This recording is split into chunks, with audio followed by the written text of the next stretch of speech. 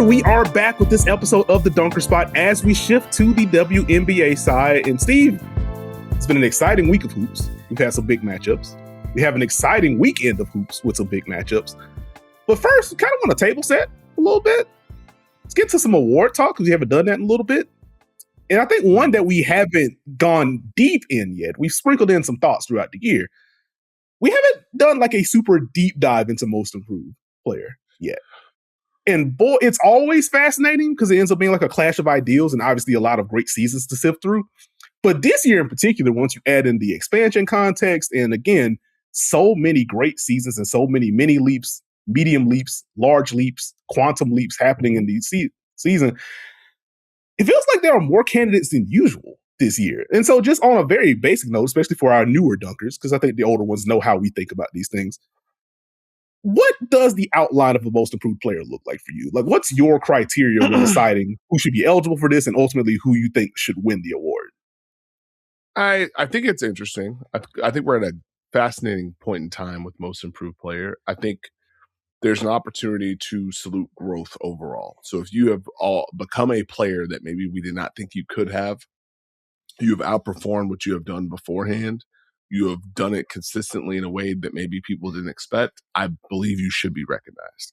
I also think, as someone who in 2023, and I'm sure I'll get yelled at, did say Satu was the most improved player because that was a leap that should have been recognized. And I do think there is room to understand someone taking the, hey, yes, I was good, but now I have done this for an entire season as a star player, and you have to deal with me in a different way.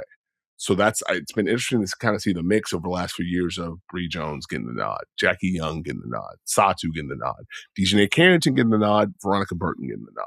So there's, I think, a mix of not necessarily just, hey, we didn't think you were this type of player, but a player growing into a different type of role with a different level of consistency and impacting their team in a different type of way. I think the fun part about this year is the amount of candidates. What does the split end up looking like when it comes to the voting? Because if I recall correctly, it's not necessarily uno, dos, tres. Like, you got to pick who you think was the most improved player. So who is going to get that nod this season based on what we've seen? Are we leaning on, hey, you were good, I'm going to recognize someone else? Are we leaning on, I didn't see this kind of growth coming from you? Are we pushing towards, boy, this has been a year where you've shown some things I didn't expect? So I'm intrigued by that. What say you, Nekias? Where are you at with most improved? Because we've battled over this for years and years and years and years. And years across both the NBA and the WNBA. And so, like, to bounce off what you said early on, like, I am a respecter of pretty much every type of case there is, as long as it is the most convincing. If it is like a wild year 3 or year 4 leap, I'm cool.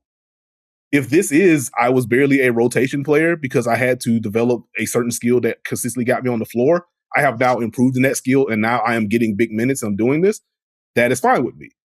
To the Satu case, who I didn't have an official vote, still don't, but like, I also landed on Satu as being my pick that year, where it's like, yes, she was a high draft pick. Yes, she has shown the potential of being XYZ. This is the first year that, one, she was healthy enough to just go through a full season and do this. But to your point, this the game by game, possession by possession consistency and making the leap from very good player with all-star upside to this is an all W talent. And like, that leap is generally hard to make. Like, it reminds me of like, well, the Ja Morant year, where it's like, yes, you were very good in ascending. You've gone from all-star to like legit all NBA, top option of a playoff team. Like, that leap is incredibly difficult to make. So like, I don't mind it.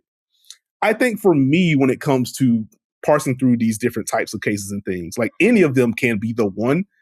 I just want it explained to me in a way that makes sense. If that makes sense to you, Steve. It's like, if you can make the case firm enough, cool. Like, one of my least favorite things when it comes to award stuff in general, we've talked about this with like Coach of the Year and stuff like that, is if the foundation of your case is, I didn't think you were going to do that. If that's the foundation of your case, I do not like it. Because this could just be a matter of you are just wrong. You know what I mean? You could have just been incorrect. And while you are someone that I didn't think this team was going to do this, I didn't think this player is going to do this, there could be someone else that was like, well, yeah, actually, I see the seeds of this. And if they do this, they hit these notes. And so, like, I don't love leaning on expectation as it could be the topper for me. You did all this, you grew in this area, you executed this, and I also didn't think you were going to do this. Cool. If it's the other way around, I just kind of struggle with that kind of thing. And so, like, independent of that, I'm pretty open to different cases. I think we talked about this a while ago, because I have generally been, I don't really consider year 2 players for most improved. Because I'm kind of baking in like a rookie year to sophomore, like, okay, you're supposed to XYZ. But I am also someone that has generally been, hey, you can win the award twice if you were just having another career year, as we have seen on the W side. We do have a player that has won it twice. So, like, trying to be more logically consistent, I am now more open to the year 2 cases, which opens the door for a couple of the candidates that we're going to talk about in this conversation. So, like, that's been, you can call it a growth area. At the very least, it's a change for me. Where, like, okay, if I'm going to be logically consistent with my criteria, then I do need to open my eyes more to, have you gone from rookie that got minutes and showcase flashes to you are now a more consistently impactful player? That is a leap. That is literally improvement. The award, for me, I take it literally. Did you improve more than anyone else did last season? And I think that opens the door for pretty much anyone. And so that's kind of how I am approaching this. Which again leads to a deeper field. Okay, I understand it. So let's go ahead and try and make Nekias upset right from the rip. Oh, wow. And when we talk about the number 1 name on the most improved player list, I'm going to start the bidding with Marina Mabrey.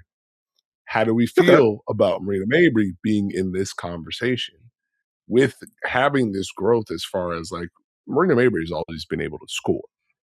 This is 20 a night, every single night. And with Brittany Sykes being injured, as the number 1 focal point and option for the tempo, excuse me, and for defenses to lock in on, and being able to kind of carry that scoring load, be able to kind of get to different spots, get to different type of shots, having more comfort as a playmaker in pick and roll. And okay, if I'm going to get 2 on the ball, I can get off of it, but I can also still find a way to score.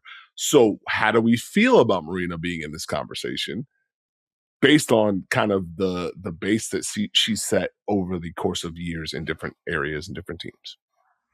I don't mind it, because I think you do have, it would be one thing if Marina was having this run in Connecticut, where it was, or the second year in Connecticut, where she was traded there, she was the 6th woman. And then the next year you are starting, and thus just natural minutes bump, and then your production goes up from there. And it's easy to kind of parse out, okay, you are good. Your production is better because you have more opportunity to do so. The fact that she started in Connecticut, obviously different personnel, so the context is better in Toronto. Don't want to discount that. But, like, the role itself hasn't shifted. The context around her has shifted, and she has also actively gotten better. Like, the thing that I keep coming back to kind of highlight the Marina Mabrey most improved case, if you're going to make it, I think the easiest thing to point to, as you said, she is scoring more. She's doing so way more efficiently, which is big. And that's tough as a number 1 option, especially with the injury context of Brittany Sykes.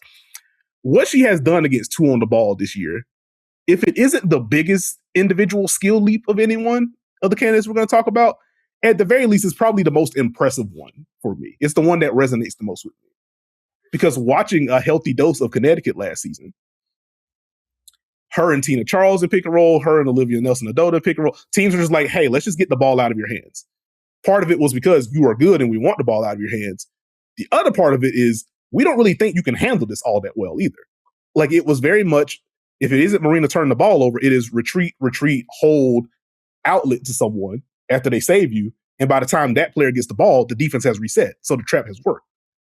And so for it to go from that, and again, some of the turnovers, to what it's been this year in Toronto, where she is getting off the ball as quickly as she is and getting into these slip passes and manipulating some of these more aggressive coverages that she's seeing.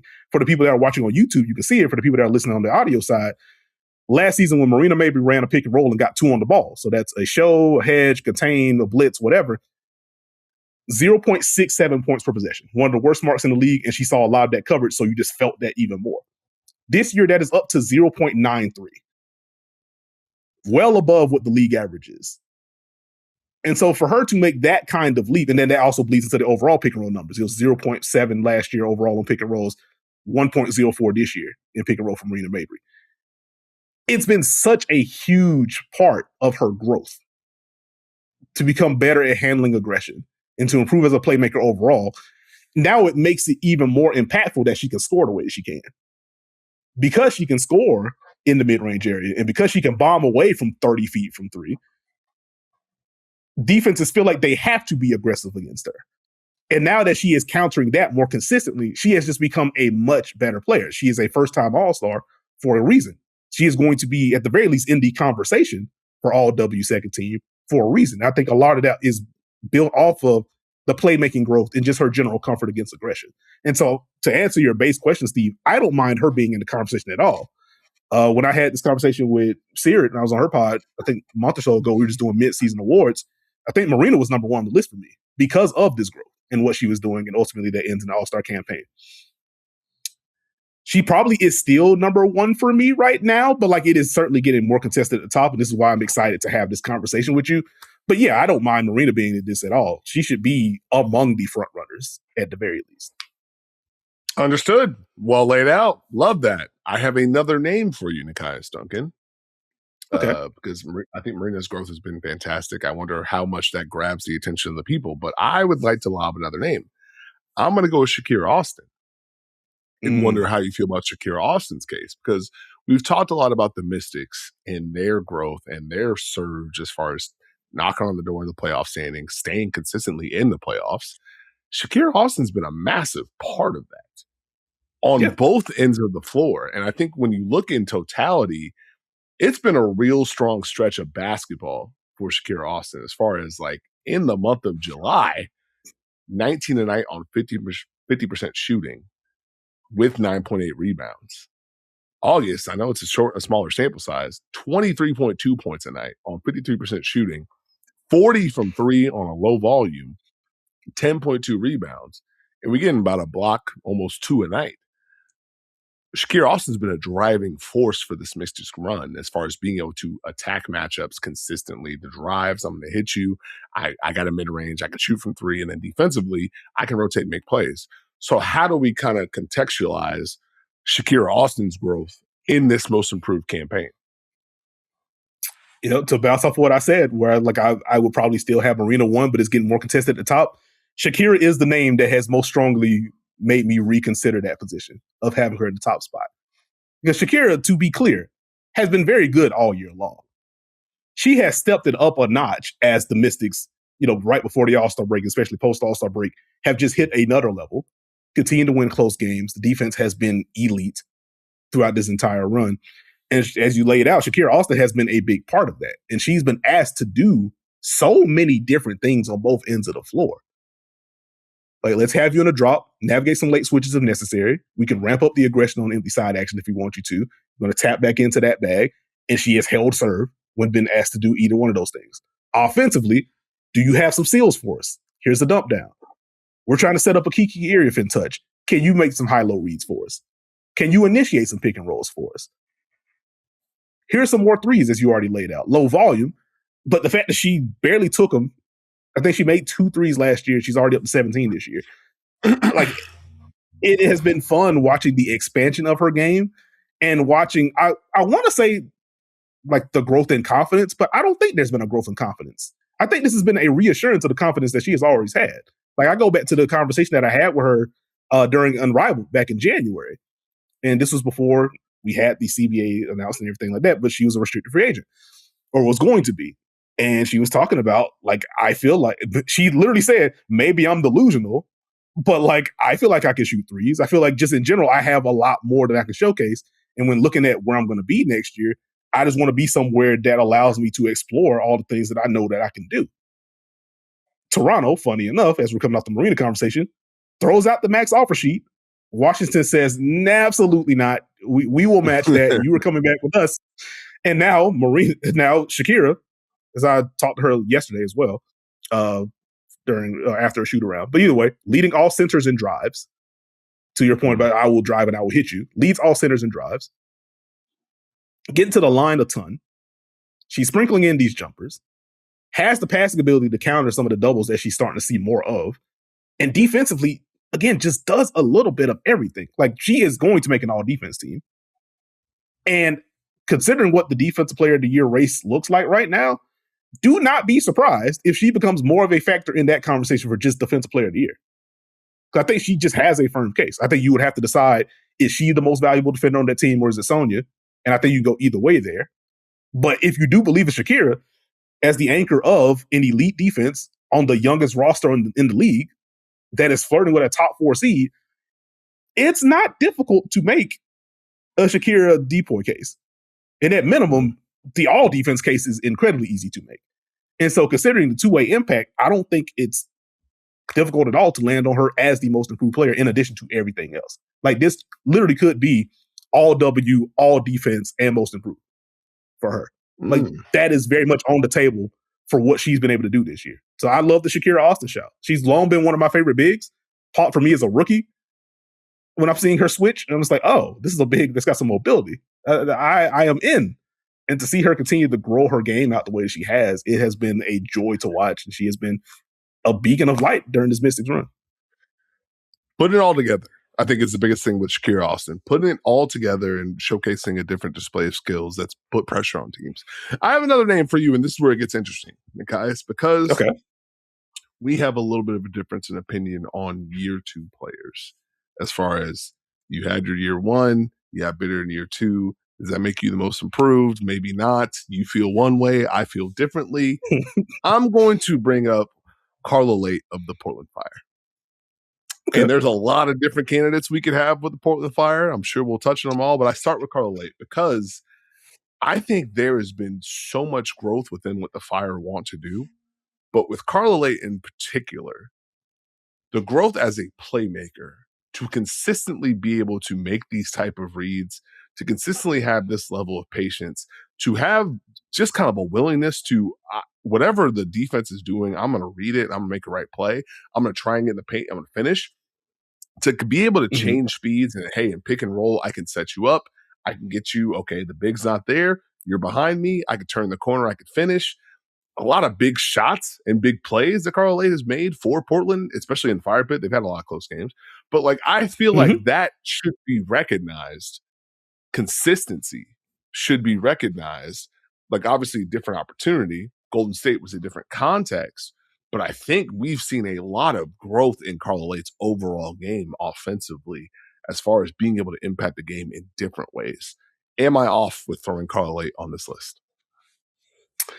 I don't think so, Steve. As I was saying a little bit earlier, like, the year 2 thing is something that I've been reconsidering over the last year and a half. It's like, well, I want to be as logically consistent as I can. Like, I don't want to be like, well, let's do this, but not here, because that just invites bias and fair questioning on that front. And so opening it up more for the year 2 players, Carla Leite should absolutely be in this conversation. I think you already nailed the notes, so I won't hang there too long. But just watching her kind of transform from spark plug off the bench for the Valkyries that could get downhill all she wanted to, but if you did flood her with some late help, did she have the counters to beat it? Did she have the jumper to counter some of the conservative coverages that she was getting? We're going to duck under. What do you want to do about that? To watch her pick and roll craft grow the way that it has, and I'm glad that you hammered the playmaking part. And this is something that we talked about with Alex Arama when we had him on the podcast. Go check out that episode if you haven't already. Great conversation there. But even he talked about just her patience. And one of the biggest changes for her this year, in light of her having the speed that she does, is her slowing down a little bit. It's like, hey, you can burst and get to your spots whenever you want to. If you can more consistently and more intentionally dictate when you are getting to some of these spots, you can force the big to engage more. You can force defenses into tough decisions, and that's where you're really seeing the playmaking growth grow. So the fact that the pull-up she's got more comfortable with pull-ups in general, that's certainly helpful. The drives are still there. And with the way that Portland spaces around her, mixing in empty side looks, we'll have someone in the dunker spot, we'll go flat spacing, we'll run these picks lower on the floor, we might set something near half court. You just never know when she's going to attack.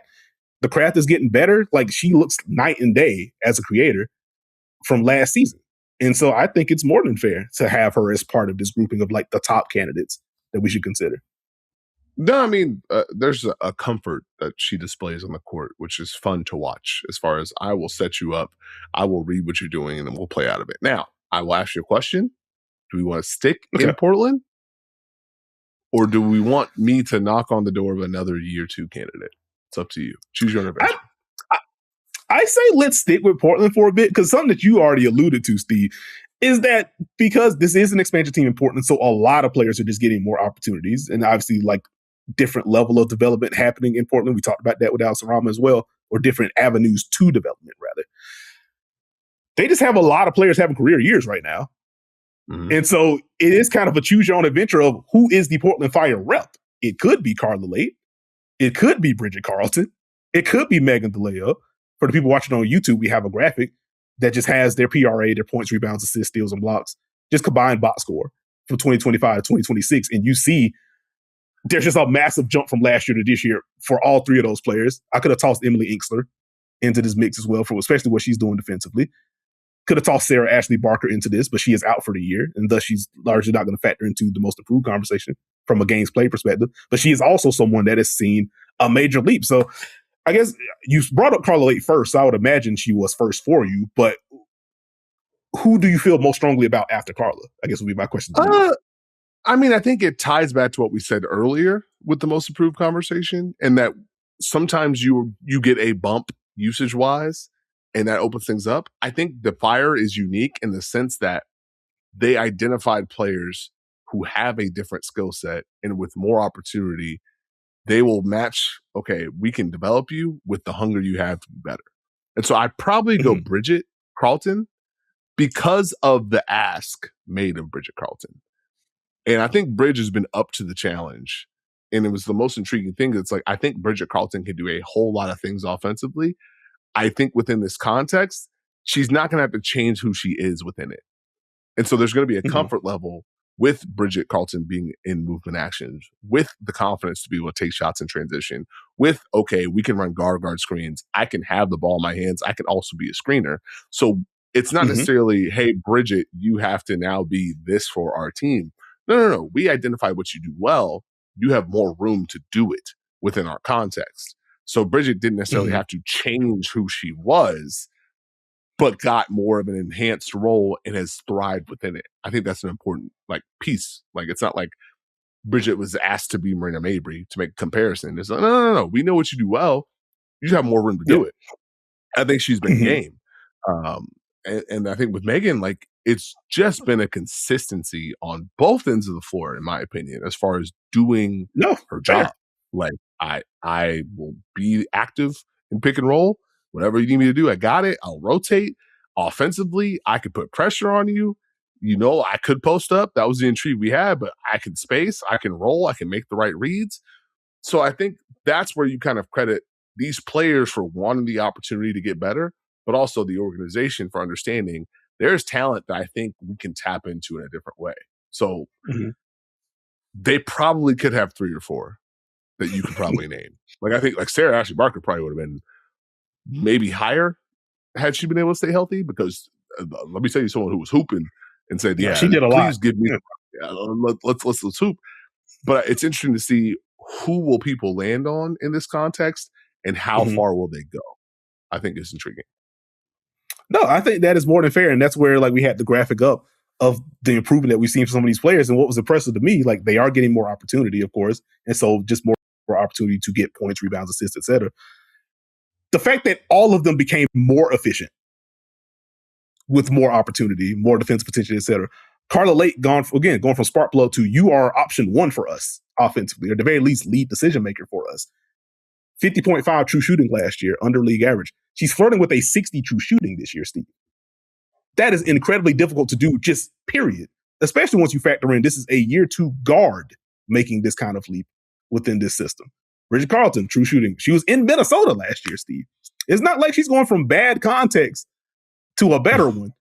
Minnesota was insane. 53.8 true shooting for her. She did have the down year from 3, but 53.8 true shooting up to 57.5 with more on-ball responsibility this year is wild.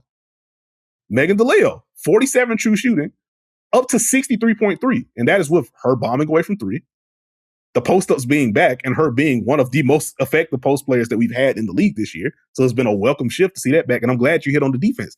This is something that I was tweeting about and talking to you about during the Fire Aces game that they were in for, or in Vegas for, and I was also in Vegas for. And I'm just looking at some of these hedges from Megan DeLeo, and I'm just like, this is not what we were consistently seeing in Phoenix. This is not what we were consistently seeing in Vegas. And I'm watching this in Portland, and you are just nailing this. And the angles that you were taking, particularly in that second quarter where the Aces just could not get anything to go.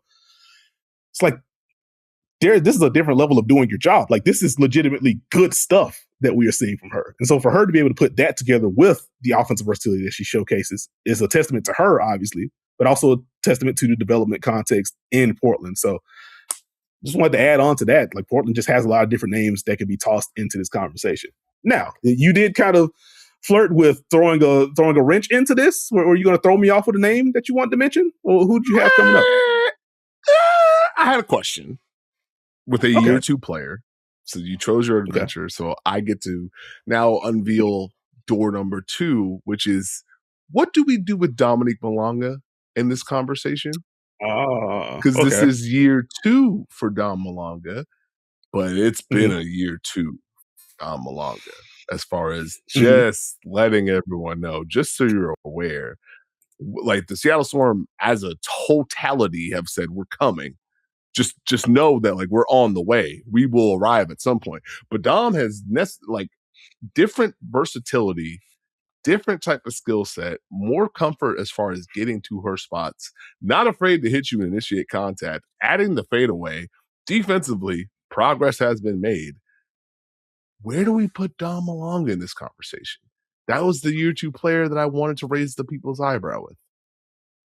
Okay, I am fascinated by the Dom Malonga leap. Because as we just talked about Carla Leite. That's a year 2 lead. We've talked about the, hey, you are now an all-star thing with Marina Mabrey. Dominique Malonga in year 2, a first-time all-star. That is not an easy jump to make. And it isn't even like, hey, Seattle fans they do love Dom, to be clear. But it wasn't like, oh, Seattle fans just love Dom. She gets in with the fan vote. The coaches said, you need to be here because of how good you have been for a Storm team that is at the bottom of the standings and continues to be there, largely because I still don't understand how they have the clutch record that they have. It is very difficult to lose that amount of clutch games. But young team, I'm not super concerned long-term. They're going to be very good. For the coaches to be like, nah, we are seeing something special from you. That speaks to me. And then you just look at the basic box score stuff from 7.7 points to 17.4, from 4.6 rebounds to 8.7. The assists are up, the steals are up, the blocks have doubled, and the efficiency has been very good. Most notably, really didn't take threes last year, converting nearly 36% of them on over 2 attempts this year. Not the highest volumes, but that is higher 3-point volume than Shakira Austin if we want to make the most improved player comparison at the very least.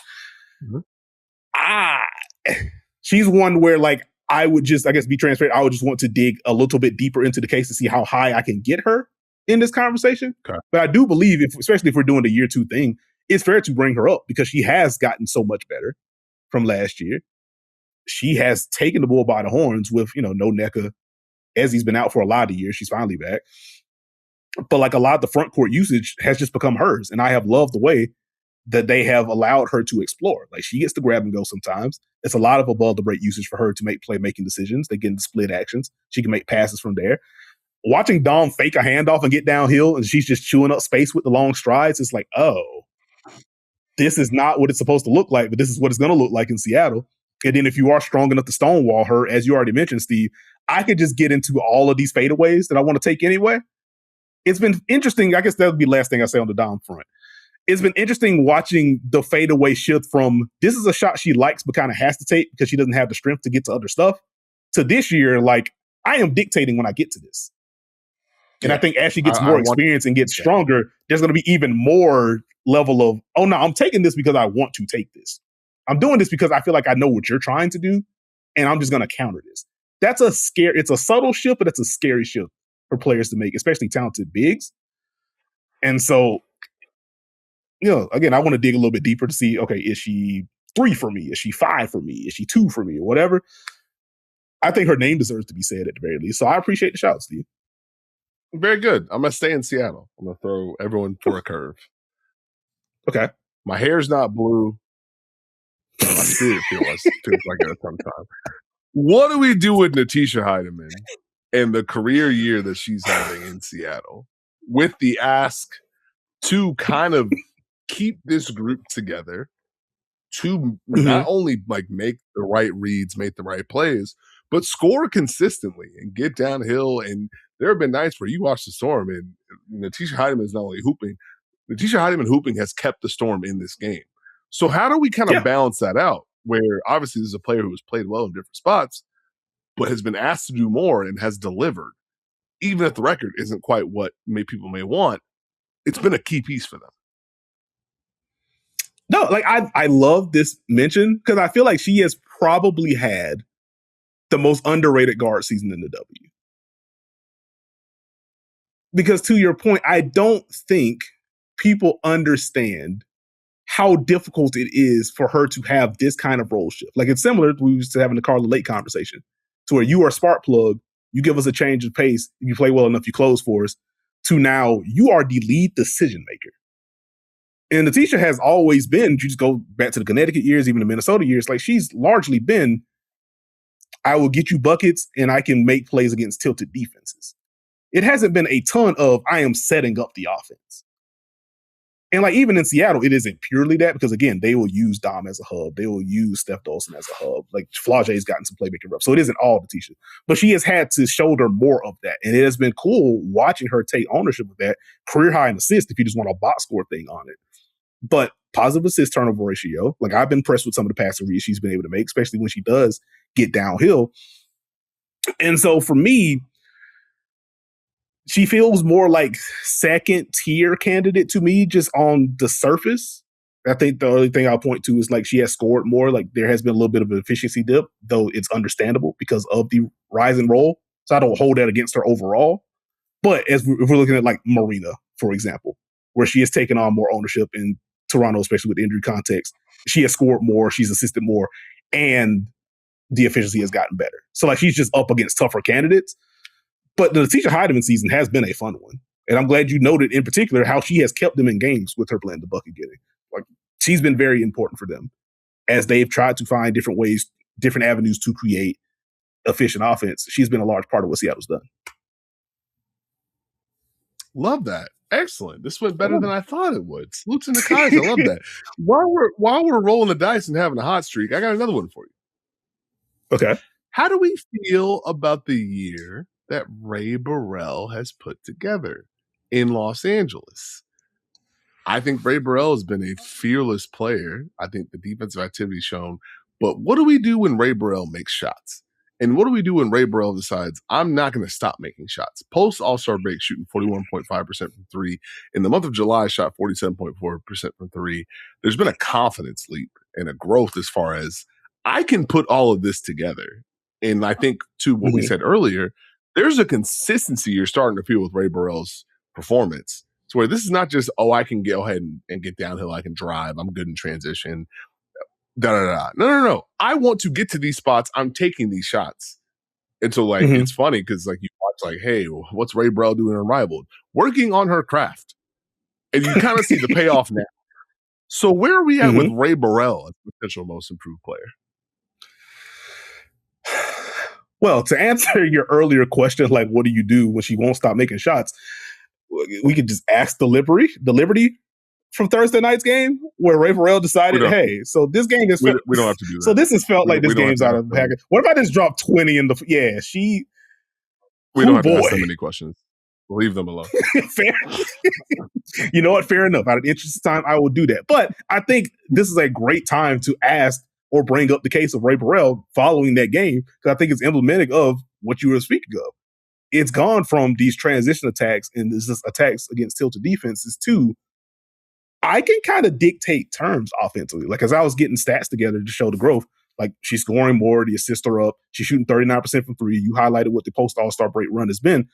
You look at some of the tracking data for her, where it was a little over 0.7 points per possession on any trip featuring a Ray Burrell drive last year.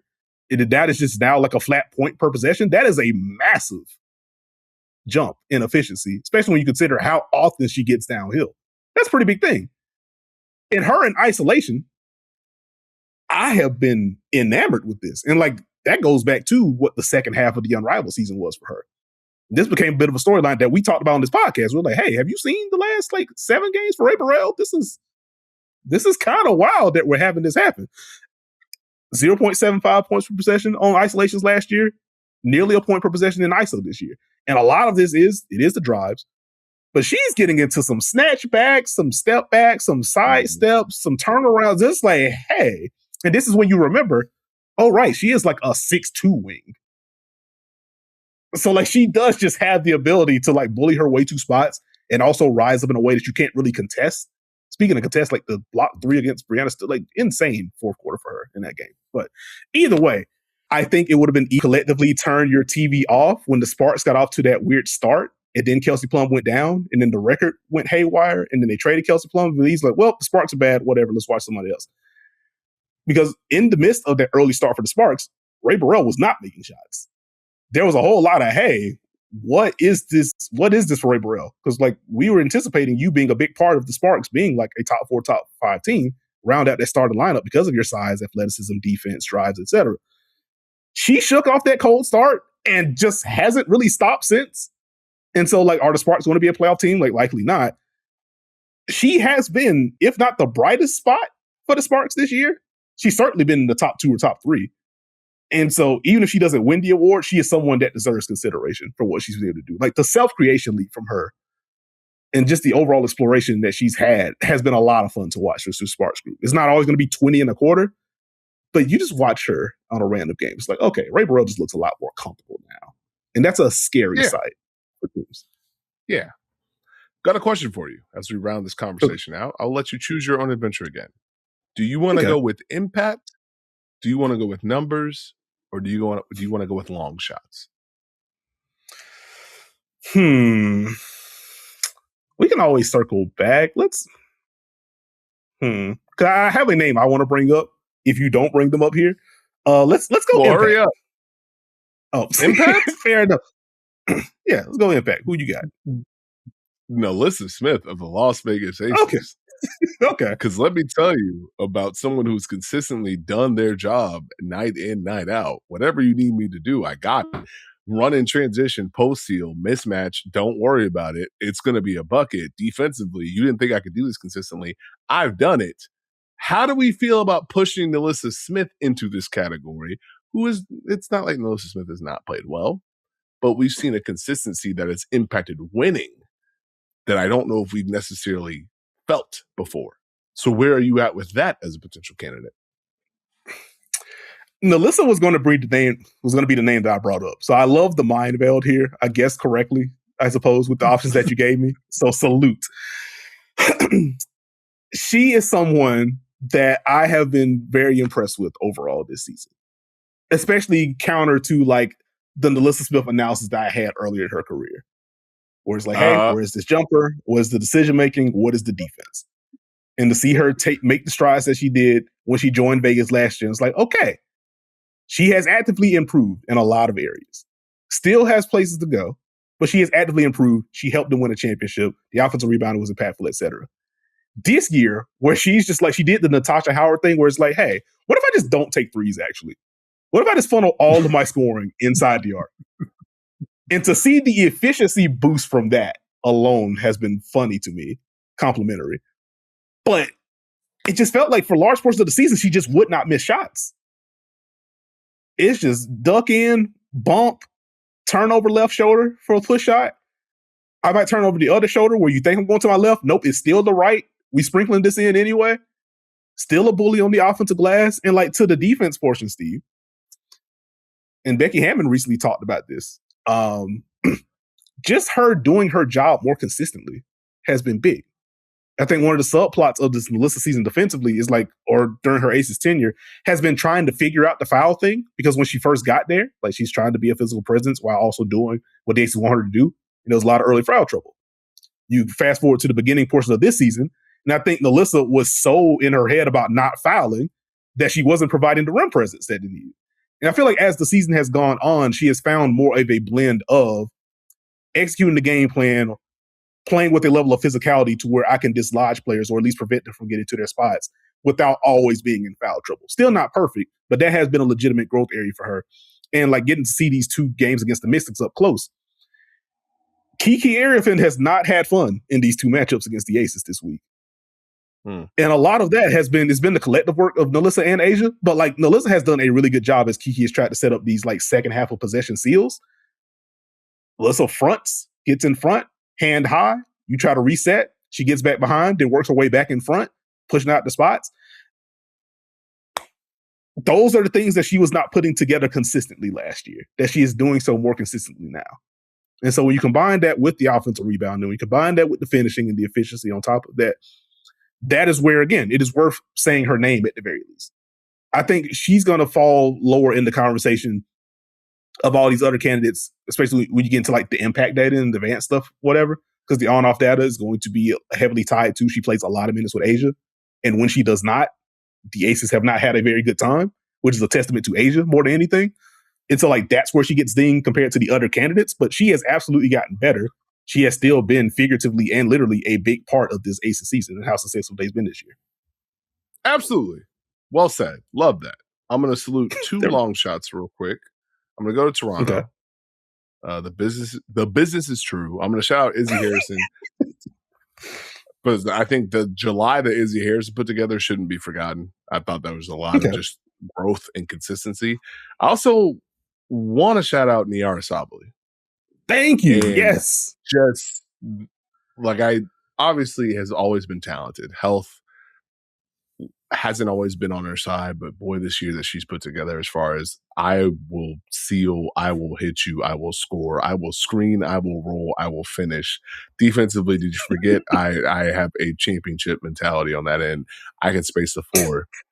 She's been really important. And it's nice to see her be able to stay healthy enough to put this together for the majority of this year. So I felt like I felt like that deserved to have a shout. No, I love that. Like I was going to close if I had time. Just a quick shout to Nyara Sabally, if for no other reason than like one, she is shooting threes better. That's cool. The efficiency inside the arc is perked up. The drives and the fact that the tempo, like yeah, you can run pick and roll for us. Like I looked up the pick and roll volume for her last year compared to this year, and just actively started laughing at my laptop with how different the numbers were. I'm just like, yeah, that makes sense. He was not doing a lot of that, a lot of inverted actions in New York for very obvious reasons. And so for her to have that freedom and to reward that freedom that's been given with that kind of efficiency has just been huge. 0.4% points per possession on drives last year. Dealt with some injuries and stuff, so the volume not as high. 0.94 this year. Just more than double it. That's not an easy thing to do, especially considering the context. So I love the Nyara Sabally shout, Steve. Salute to you. Very good. I got one more to sneak in there, guys. Oh, snap, what we got? And this could be the game changer for a lot of people. I built this in this way for a reason. What if the answer is just Jessica Shepard? What if it's just Jessica Shepard melting the earth for the entire season? You want dribble handoffs? I got you. You want drives? I got you. You want screen roll? I got you. What if Jessica Shepard is just the answer to the most improved player conversation? Jess has like the easiest case to lay out and the hardest one to like place to me. Because this feels like the cleanest example of this is who I am as a player. What if we bumped up this tendency to like 85 instead of 60? What if I have more freedom to be who I am? Because I think if you watch Jessica Shepard, either in Minnesota or just overseas, the screening has been there. The finishing has been there. The passing has been there. The defense largely has not, but that's okay. You now get to Dallas, and she is just a starter, and unless you are a secondary hub within what we want to do, you are the hub. You help unlock Paige Beckers off the ball. You help unlock AZ Fudd off the ball. You help unlock Arike Gumbwale off the ball. If you grab a defensive rebounder, in which you are very good at cleaning the glass, we will, again, save the conversation about the shots that happen before the rebounds, but whatever. If you grab a rebound, you have the freedom to bring the ball up the floor and initiate our offense early on. That has been the most fun part of the season for me. And so you look at the box score jump for her from 8 points to 14.2, from 7.3 rebounds to 11.4, from 2.6 assists to 5.2. It is not hard at all to say, actually, this is just Jessica Shepard. Because this isn't, I went from 8 minutes to 30. She was a legitimate rotation piece on a championship contender last year. and is now starting, and the jump has been insane. Also earning her first All-Star berth. I guess my blind spot, probably be the easiest way to describe it, is like, I don't know what skill she's demonstrably gotten better at this year. That's the thing that holds me back. And I feel like, and I say that as like a compliment to Jess. Like, I think she's been one of my favorite backup bigs in the league for a while because of the skill set. And so it's more like, my case for her would be, it's difficult to go from doing it for 20 minutes to do it for 30. Like, consistency is a case in and of itself. In terms of like actual skill improvement, like, I can point to the Marina against 2 on the ball. I can point to some of the like post defense from NaLyssa Smith, or just the overall efficiency bump from NaLyssa Smith. I can point to the playmaking with Carla Leite. Is it the handle for Jessica Shepard? Like, what? I guess that'd be my question to close this out on Jessica Shepard. What would be the skill improvement argument that you would make for Jessica Shepard this year? Consistency in a role that asks you to do a lot more. Like, she's asked to do a lot more than she was asked to do in Minnesota. Specific tasks in Minnesota, you have more freedom. You've done it well. That's probably what I point to. But I think the one thing we've learned in this conversation, great conversation, love to have it. Every time you try to leave, something keeps pulling you back. Telling me I need you in my life. Oh, what a great tune. What a great tune. And thank you for tuning in to this episode of The Dunker Spot. Please subscribe if you haven't already. We're on Apple, Spotify, RIP Google, Stitcher, Podbean, wherever you get your podcasts, you can find us. Subscribe to the Yahoo Sports main YouTube channel. That is where the WNBA content lives. Subscribe to the Yahoo NBA YouTube channel. That is where our NBA content lives. And quick reminder, Steve and I drafted and built our ideal point guard based on at the players. We have a 2K sim coming up over the weekend, so we'll be able to see who actually won that one. But find that video, drop your comments, make your own point guards. We want to hear from you. We're going to have some fun. We're going to be building out different positions as well. So that's going to be a lot of fun. But you can follow me on socials at Nekias NBA. You can follow Steve on socials at SteveJones20. Hopefully you keep coming back. We will catch y'all next week.